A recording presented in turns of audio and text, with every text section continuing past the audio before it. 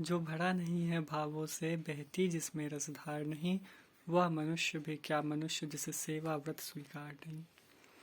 हठ योग, राजयोग, कर्मयोग, ज्ञान योग के बाद भक्ति योग का नंबर आता है।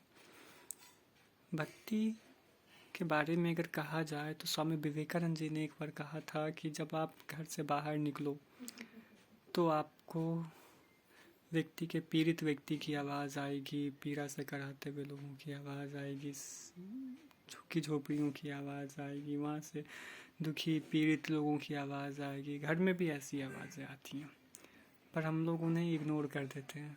वास्तव में ईश्वर उन्हीं पीड़ित व्यक्तियों के हृदय से, अंतःकरण से बोलते हैं। और वास्तव में इन भावनाओं को स्वीकार करके ही हम अपने जीवन को परिमार्जित कर सकते हैं। हम अपने मन का रूपांतरण, अपने भावनाओं का रूपांतरण इन्हीं लोगों की सेवा के माध्यम से कर सकते हैं। वास्तव में मनुष्यता यही है। अन्यथा आप देखें तो पशु पक्षी भी व्यक्तिगत हित के लिए कार्य करते ही रहते हैं। तो मनुष्य होना इसी के ऊपर निर्भर करता है कि हमारी भावनाएं किस प्रकार की हैं।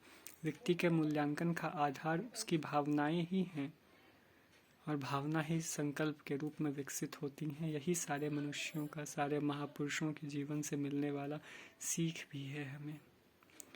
तो अगर हम सब अपनी भावनाओं को परिष्कृत कर सकते हैं, अगर हम अपनी भावनाओं को और उच्चतम स्तर पे लेके जा सकते हैं, तो वही भक्ति की अभिव्यक्ति होगी और अंत में वही समाधि के रूप में भी रूपांतरित होगी। अन्यथा शरीर को मोड़ना मरोड़ना ये तो सर्कस वाले लोग भी कर लेते हैं। योगी इनसे बहुत आगे के होते हैं।